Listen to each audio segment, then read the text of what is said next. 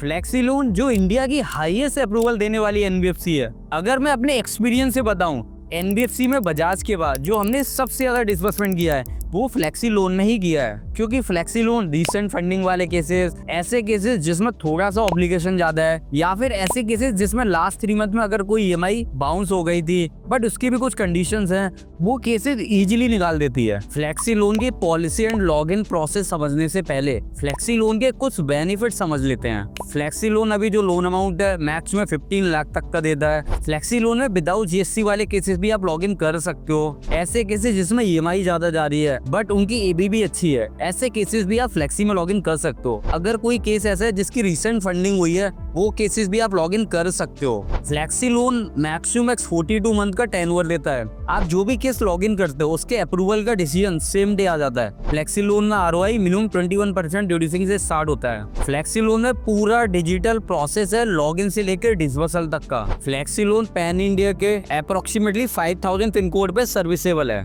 Flexi loan में benefit समझने के बाद हमें ये भी पता होना चाहिए कि फ्लेक्सी लोन में लॉगिन के क्राइटेरिया क्या हैं। कस्टमर की एज मिनिमम 21 ईयर से मैक्स टू मैक्स 65 ईयर होनी चाहिए। जो भी आप केस लॉगिन कर रहे हो उसके पास मिनिमम 2 ईयर ओल्ड बिजनेस शुरू होना चाहिए। कस्टमर का monthly banking transaction minimum 4 lakh होना चाहिए। कस्टमर का सिविल मिनिमम 700 प्लस होना चाहिए। -1 सिविल वाले केसेस ये लोग नहीं करते हैं। फ्लेक्सी करंट अकाउंट, सीसी और ओडी अकाउंट को ही अलाउड करता है।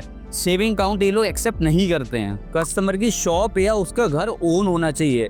अगर उसका शॉप या घर ओन नहीं है तो उसकी लोकेशन से 100 किलोमीटर के अंदर में उसके पास एक ओन हाउस होना चाहिए और वो ओन हाउस का पिन कोड सर्विसेबल होना चाहिए, तभी हम उस केस को कर सकते हैं। अगर कोई कस्टमर बोथ रेंटेड है उस केस में उसकी लोकेशन से 100 किलोमीटर के अंदर उसके पास एक ओन हाउस होना चाहिए और उस ओन हाउस का पिन कोड सर्विसेबल आना चाहिए। फ्लेक्सी रेजिडेंस कम ऑफिस वाले बिजनेस को भी करता है बट उस केस में उसके पास ओन हाउस होना चाहिए। अगर लोन अमाउंट 3 लाख से ऊपर का है तो फ्लेक्सी को को एप्लीकेंट की रिक्वायरमेंट होती है। फ्लेक्सी में मिनिमम मे बी 15,000 के चाहिए और ये डिपेंड करती है कि कस्टमर की रिस्क कैटेगरी क्या है। फ्लेक्सी लोन विदाउट जीएसटी वाले केसेस को अप टू 5 लाख तक का ही लोन अमाउंट ऑफर करता है। फ्लेक्सी लोन में जब भी आप लॉग इन कर रहे हो तो उसका रेजिडेंस पिन कोड और ऑफिस पिन कोड दोनों ही डुएबल आना चाहिए। आप फ्लेक्सी लोन में proprietorship, partnership, LLP and private limited सभी तरह के केसेस को लॉग इन कर सकते हो। अब हम लोग डिस्कस कर लेते हैं कि फ्लेक्सी लोन में क्या क्या डॉक्यूमेंट लगते हैं। Aadhaar card, PAN card, GST, shop act, गुमास्ता, लेबर लाइसेंस, ट्रेड लाइसेंस, इसमें से कोई भी एक कस्टमर के पास 2 ईयर ओल्ड बिजनेस प्रूफ होना चाहिए। यहाँ पे उद्यम अलाउड नहीं है, उद्यम को as a business proof consider नहीं करेंगे। उसके पास ओनरशिप प्रूफ होना चाहिए, उसमें वो इलेक्ट्रिसिटी बिल दे सकता है,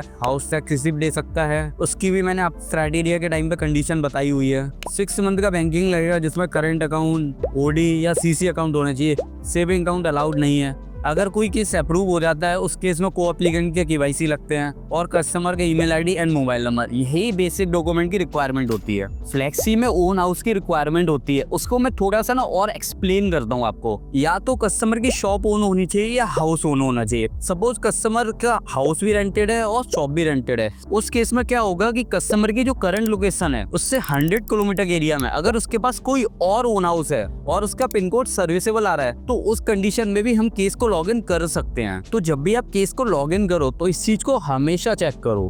अब मैं आपको एक चेकलिस्ट देता हूँ जिससे आप क्या कर सकते हो, आप ये पता कर सकते हो ये केस फ्लेक्सी में लॉगिन के लिए एलिजिबल है या नहीं। सबसे पहले उसकी ये चेक करो 21 से 65 के बीच में होनी चाहिए। उसके बाद बिजनेस विंटेज मिनिमम 2 साल का होना ही चाहिए। ओनरशिप प्रूफ में 1 साइड ओन होना चाहिए। अगर वो बोथ रेंटेड है उसके लिए कंडीशन है जो मैंने ऑलरेडी एक्सप्लेन की हुई है। उसका पिन कोड डुएबल होना चाहिए। बैंकिंग उसकी लास्ट 6 मंथ में चेक करो, मिनिमम 25 लाख का ट्रांजेक्शन होना चाहिए। सिविल 700 प्लस होना चाहिए। ऑब्लिगेशन को मैं थोड़ा ऐसे बता देता हूँ, अगर किसी का 1 करोड़ का टर्नओवर है और 70 से 80,000 ईएमआई भर रहा है तब भी आप इजीली उसको लॉगिन कर दो, उसके केस बनने के चांसेस रहेंगे। और मिनिमम एबीबी एटलीस्ट 15,000 होनी ही चाहिए।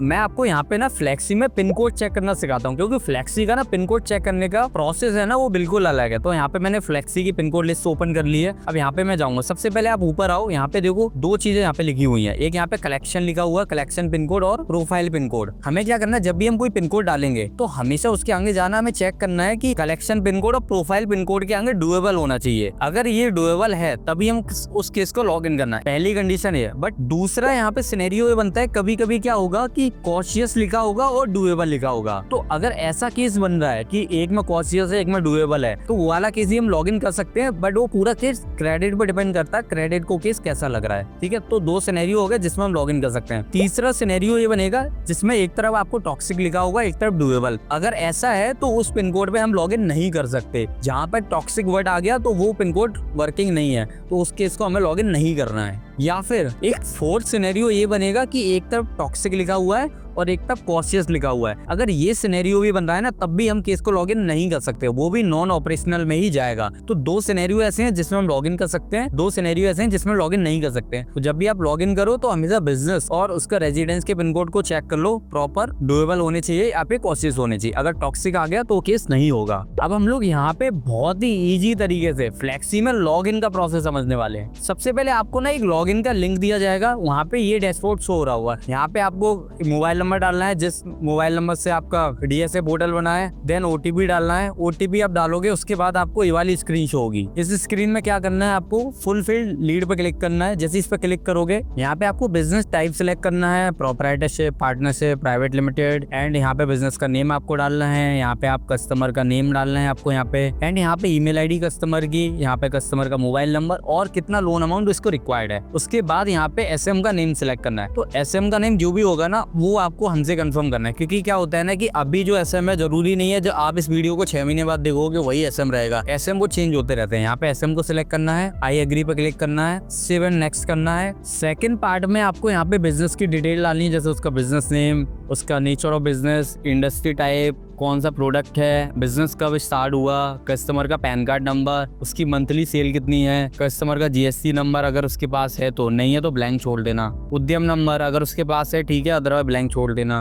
उसका बिजनेस एड्रेस डिटेल, अगर कस्टमर जीएसटी वाले एड्रेस पे उसका बिजनेस है जीएसटी सिलेक्ट करना है, शॉप एक्ट है, ट्रेड लाइसेंस है, फूड लाइसेंस, जो भी लाइसेंस उसका है वो सिलेक्ट करना है, उसका एड्रेस डालना है, देन उसका बिजनेस जो है ओन है रेंटेड है वो सिलेक्ट करना है, और यहाँ पे कंफर्म कर देना क्या उसका रजिस्टर्ड बिजनेस एड्रेस ही करंट एड्रेस है। अगर है तो यस करना है, अगर नहीं है नो करना है, देन जो भी डिटेल है वो डालनी है। अगर है तो यस करके नेक्स्ट करना है। नेक्स्ट करोगे फिर यहाँ पे फिर कंफर्म करेगा करंट बिजनेस एड्रेस आप यहाँ पे डालो, तो जो ऊपर डाला है अगर सेम रह रहा है तो वही यहाँ पे आपको डिटेल डाल देनी है। वो डालने के बाद आपको सेव एंड नेक्स्ट करना है। अब आपको यहाँ पे अपनी पर्सनल डिटेल डालनी है, जैसे कस्टमर का नाम, उसकी डेट ऑफ बर्थ, उसका मोबाइल नंबर, उसका gender, PAN card number already fill आएगा, उसका करंट एड्रेस यहाँ पे डालना है। जैसे करंट एड्रेस प्रूफ में आप क्या लोगे, जैसे वो आधार वाले भी रह रहा है तो आधार सेलेक्ट करना है और यहाँ पे उसका एड्रेस डाल देना है। और ओन है रेंटेड है, ओन है तो ओन डालना है, रेंटेड है रेंटेड डालना है, और यहाँ पे ओनरशिप प्रूफ सिलेक्ट करना है, ई बिल।